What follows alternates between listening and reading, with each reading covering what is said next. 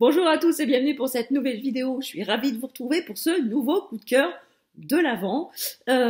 J'espère que ce concept vous plaît sincèrement. Là, on est au jour numéro 7. Ça fait presque une semaine que les coups de cœur de l'Avent sont en ligne sur la chaîne, donc j'espère que vraiment que le concept vous plaît. Et aujourd'hui, je vais vous parler d'un coup de cœur absolument intersidéral. Il s'agit de la saga des Maîtres Enlumineurs de Robert Jackson Bennett, publiée aux éditions Albin Michel Imaginaire. Que vous dire sur ce roman qui n'a pas déjà été dit sur cette chaîne? C'était un coup de cœur monstrueux pour ce premier tome et aussi également pour le deuxième tome, Le Retour du Hiérophante, toujours aux éditions Albin Michel Imaginaire, qui est sorti en octobre ou novembre cette année, je crois que c'est octobre même.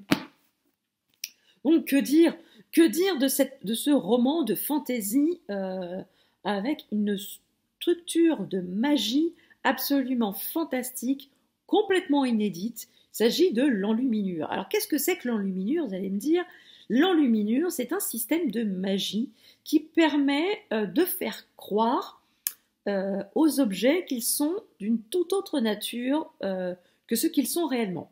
Par exemple, vous pouvez faire croire à un mur qu'il n'est pas en briques, mais qu'il est en mousse, par exemple, ce qui vous permet, vous, de le traverser sans encombre et de passer de l'autre côté, ce qui est tout à fait pratique pour des voleurs, vous me direz. Donc voilà ce système de magie résumé grossièrement. Et ici, on fait la connaissance de Santia, qui est une voleuse. Elle vit de ça dans la cité de Thévan. C'est une voleuse aguerrie et on lui commande de voler une boîte sur le port. Et elle est loin d'imaginer que le vol de cette boîte va créer un complet cataclysme, un à la fois dans sa vie et deux à la fois dans la cité de Thévan. Parce que cette petite boîte renferme ce petit objet qui a une importance absolument fondamentale dans tout le roman. Vous le verrez en lisant ce premier tome, cette clé a réellement un rôle prépondérant et fondamental. Et une fois que vous connaîtrez ce rôle, vous ne pourrez que adorer cet objet et les personnages. Est-ce qu'on peut parler des personnages? Le personnage de Santia, il est absolument fabuleux. C'est une jeune femme qui n'a pas la langue dans sa poche. Elle n'hésite pas à dire à quelqu'un qu'il est con. Sans fioriture, hein. Bah t'es con, toi. Mais elle est mal embouchée. Mais qu'est-ce que j'ai aimé ça? C'est quelqu'un, voilà, mais c'est quelqu'un d'entier, de franc, de nature confiture. Cette jeune femme a en plus de ça un lourd passé qu'on apprend petit à petit à la lecture de ce premier tome. Et nom d'un chien, qu'est-ce que c'était bien! Le roman fait, alors ce premier tome fait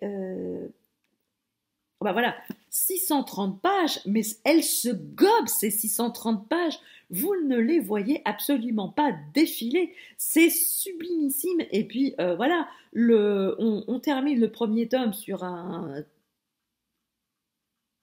quelque chose qui fait que on a hâte d'avoir le deuxième tome. Et alors, ce deuxième tome, on rentre encore plus précisément dans le système de magie de l'enluminure.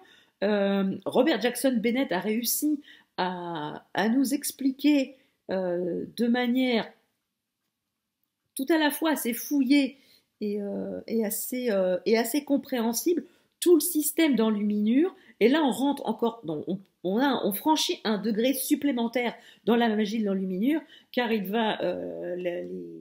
les personnages vont être un petit peu obligés de prendre, de monter d'un cran au niveau de l'enluminure, car dans ce deuxième tome, ils ont à affronter un personnage pas tout à fait décrit comme sympathique de prime abord. Il s'agit du hiérophante, d'où le nom, le hiérophante qui est le premier enlumineur de la cité de Thévan. Et on va être baladé de rebondissement en rebondissement. Les personnages vont encore plus évoluer dans ce deuxième tome, ils vont encore gagner en profondeur. Et la fin du deuxième tome, bah là on a envie d'avoir le troisième tome, sauf qu'il n'est pas dispo.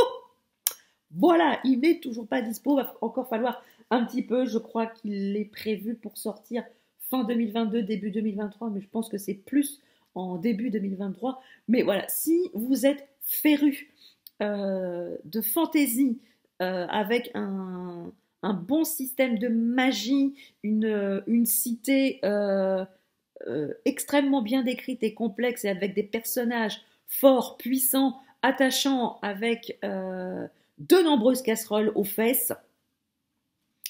Franchement, la saga des Maîtres Enlumineurs est faite pour vous. Et si vous connaissez des gens qui sont férus de fantasy, n'hésitez pas à leur offrir la saga des Maîtres Enlumineurs de chez Albin Michel Imaginaire, de Robert Jackson Bennett. Vous ferez des heureux. Et si vous voulez vous l'offrir, je pense que vous serez absolument ravis. En tout cas, moi, j'ai été absolument ravie de cette découverte.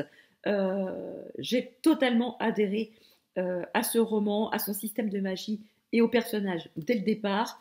Et le tome 2 a vraiment confirmé ce sentiment de coup de cœur. Donc, je vous conseille réellement